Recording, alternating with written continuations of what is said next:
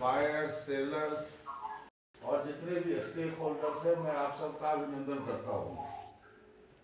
Saffron सैकड़ों सालों से कश्मीर में होता रहा है और इसमें काफ़ी डेवलपमेंट्स हुई है, लेकिन ये पहली दफ़ा है कि हम सैफरन फेस्टिवल का आयोजन कर रहे हैं।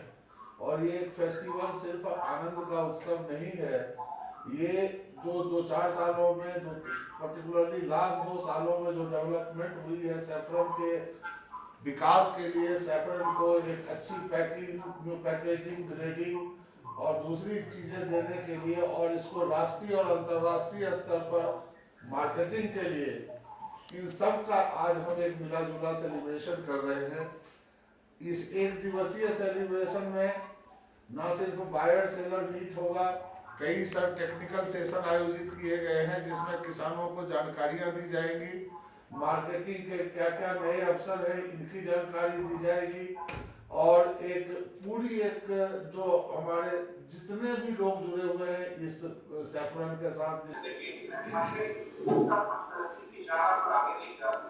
माननीय कृषि राज्य मंत्री श्री कैलाश चौधरी जी का आज का दिन निश्चित रूप से एक ऐतिहासिक दिन है कि ऐसा आयोजन इस धरती के ऊपर किया जा रहा है। और जम्मू कश्मीर के अंदर, जैसा कि अभी पहले बताया गया, कि जिसमें क्रेता और विक्रेता सभी एक ही प्लेटफॉर्म के ऊपर इस सैफरन पार्क के अंदर जो आयोजित कार्यक्रम में इकट्ठे हो रहे हैं। और जैसा कि सैफरन के बारे में पूर्व में बताया गया, और अभी हाल ही के अंदर माननीय तोमर साहब, हमारे जो कैबिनेट मंत्री कृषि मंत्री जी हैं, वो भी आए थे और मेरा भी साथ में आना वहां हुआ था। और वहां जैसे देखने को मिला कि किसानों के चेहरे पर जो खुशी थी स्पष्ट झलक रही थी। और जो उस समय किसान बंधुओं ने जैसा कहा था कि इस केसर की खेती के उत्पादन की वजह से और इस सैफरन पार्क की वजह से हमारे उत्पादन में भी वृद्धि हुई है, उसके साथ ही साथ हमारे को इनकम के अंदर भी प्रॉफिट हुआ है। जहां 1 लाख रुपए के आसपास केसर की रेट मिला करती थी 1 किलो की, वहीं आज लगभग 2 लाख से 2.5 लाख के आसपास इनकम मिलने लगी है। और ये स्पष्ट करता है कि प्रधानमंत्री माननीय नरेंद्र मोदी जी का जो विजन है कि 2022 तक किसान की इनकम बढ़ाना है। हालांकि मैं वर्चुअल माध्यम से आप सभी से आज मुखातिब हूं, लेकिन खेत की माटी और सैफरन की सुगंध से सराबोर इस जश्न जाफरान में मैं आप सभी का स्वागत करता हूं, अभिनंदन करता हूं। 9 अगस्त को आदरणीय प्रधानमंत्री श्रीमान नरेंद्र मोदी जी ने पंपोर के किसान भाई श्री अब्दुल मजीद वानी साहब से वीडियो कॉन्फ्रेंसिंग के जरिए बात की थी। मैं भी उस बातचीत को सुन रहा था और 2 मुख्य बातें प्रधानमंत्री जी ने कही थी।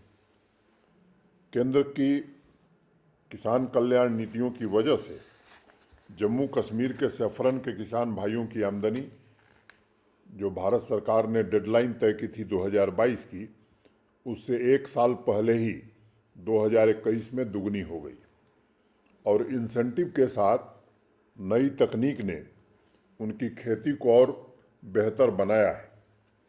आज जब इस सैफरन की हार्वेस्टिंग के मुकद्दस मौके का जश्न मनाया जा रहा है, तो ये कहना जरूरी है कि खेत से लेकर रिटेल मार्केटिंग तक, यानी पूरी चेन में योजनाबद्ध सुधार करके आदरणीय प्रधानमंत्री जी ने कश्मीर से कन्याकुमारी तक किसानों के जीवन में एक बहुत बड़ा बदलाव किया है।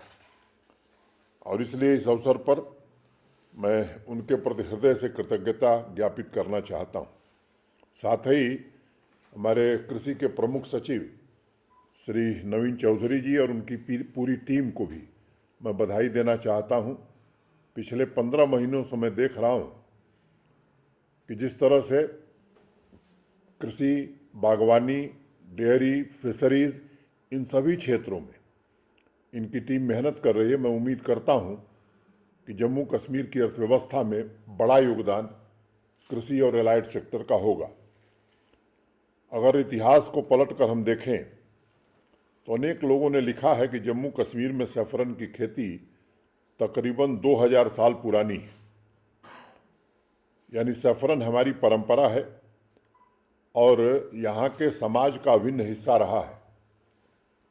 अकबर के दरबारी अबुल फजल ने आईने अकबरी में लिखा है कि 10,000 से 20,000 बीघा जमीन पर सैफरन की खेती होती थी और क्रोधित या नाराज लोगों को खुश करने के लिए सैफरन माने केसर की एक कली से आ रही खुशबू ही काफ़ी होती थी। और किसी गुमनाम शायर ने तो उससे आगे बढ़ कर के लिखा कि केसर की तासीर सा है तुम्हारा इश्क, जाहिर कम होता है और महकता ज़्यादा है। और उस महक को अंग्रेज़ों ने भी बाकायदा अपने दस्तावेजों में विस्तृत रूप से अंकित किया। अंग्रेज़ों के ज़माने के दस्तावेज बताते हैं कि 1905 के आसपास 4527 एकड़ की भूमि में सैफरन की खेती होती थी और करीब 132 एकड़ ज़मीन पर अच्छी क्वालिटी वाले सैफरन की खेती की जाती थी। उन दिनों देश के अलग अलग हिस्सों से लोग हार्वेस्टिंग में हाथ बटाने आते थे और पूरा ये जो सीजन है एक उत्सव की तरह, एक त्यौहार की तरह मनाया जाता था। पहले उसकी इतनी कीमत नहीं होती थी। मैंने जो दस्तावेज पढ़े हैं उसमें लिखा है कि 1 तोला शाही जाफरान की कीमत 1 रुपया होती थी। मित्रों, तकनीक और सरकारी सहायता न उपलब्ध होने की वजह से सिर्फ सैफरन ही नहीं बल्कि मैं समझता हूँ कि सभी किसानों के ऊपर अन्य साधनों से पैसा कमाने और परिवार चलाने का भारी दबाव रहता था। मैं उस समय देश की संसद में था जब इंसानियत, जमहूरियत और कश्मीरियत के प्रणेता और भारत के पूर्व प्रधानमंत्री श्रद्धेय अटल बिहारी वाजपेयी जी ने खेती में आमूल-चूल परिवर्तन करने के लिए राष्ट्रीय किसान आयोग का गठन किया था और पहली बार किसान भाइयों के लिए एक राष्ट्रीय नीति मंजूर की गई थी। उस वक्त कृषि क्षेत्र की आर्थिक स्थिति में सुधार लाने के साथ साथ किसानों की आय में वृद्धि के लिए अनेक उपाय किए गए, लेकिन वर्तमान प्रधानमंत्री आदरणीय नरेंद्र मोदी जी ने 2016 में बाकायदा अंतर मंत्रालय कमेटी, इंटर मिनिस्टीरियल कमेटी गठित की।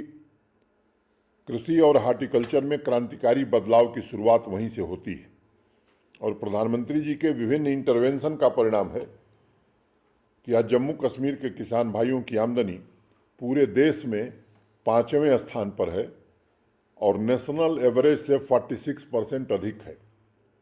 मित्रों, अभी हाल ही में सर्वे आया है, राष्ट्रीय सांख्यिकी सर्वे का आंकड़ा है जिसमें कहा गया है कि मेघालय, पंजाब, हरियाणा, अरुणाचल प्रदेश के बाद सबसे ज़्यादा मासिक आमदनी यानी 18,918 रुपये प्रति महीने जम्मू कश्मीर के किसान भाइयों की है। अगर आप नेशनल एवरेज देखेंगे तो ये मात्र 10,218 रुपये।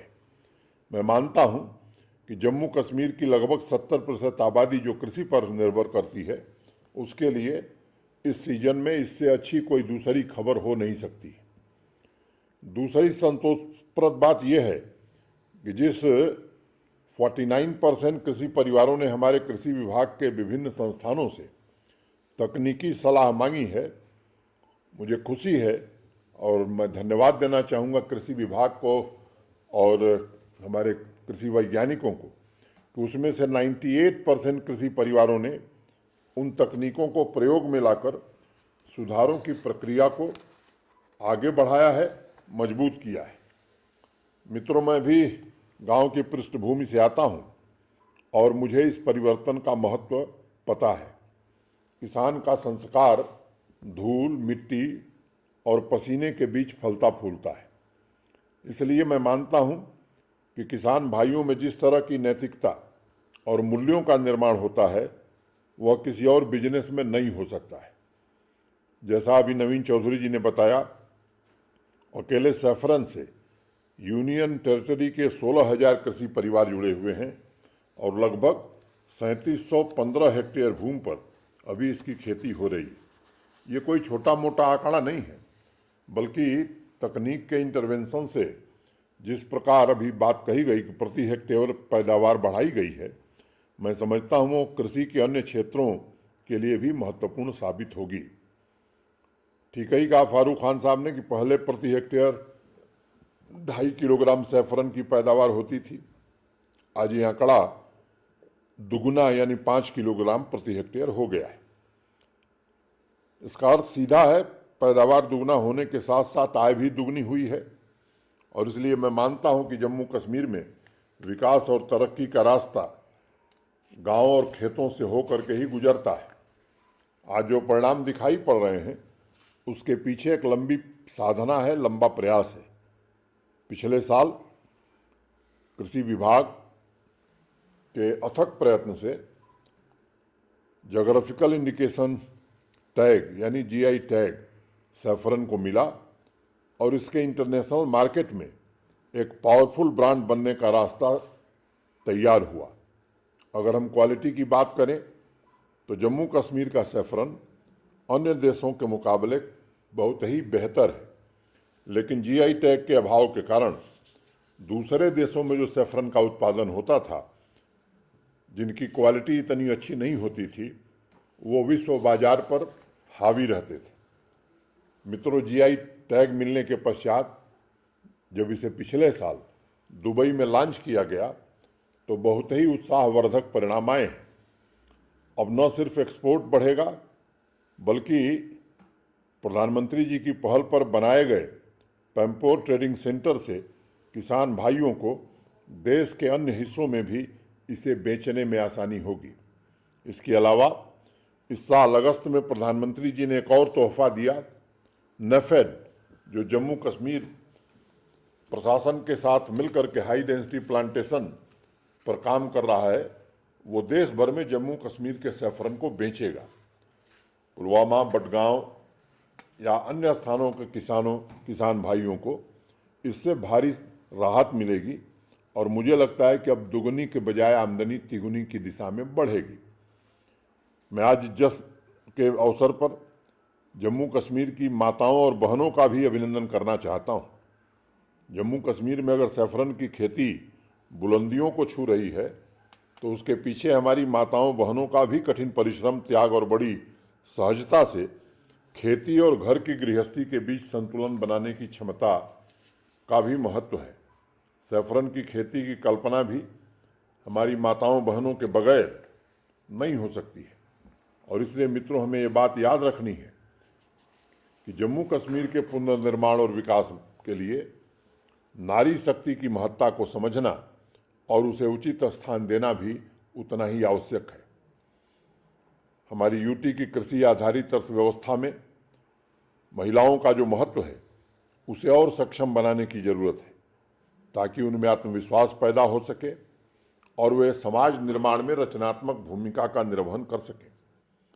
कुछ महीने पहले कृषि विभाग की मीटिंग में मुझे याद है कि सैफरन की खेती में सूक्ष्म सिंचाई को अपनाने में पर्याप्त वृद्धि दर्ज की गई है और मुझे बताया था नवीन चौधरी जी ने कि 3715 हेक्टेयर में से 2598 हेक्टेयर जमीन को सैफरन की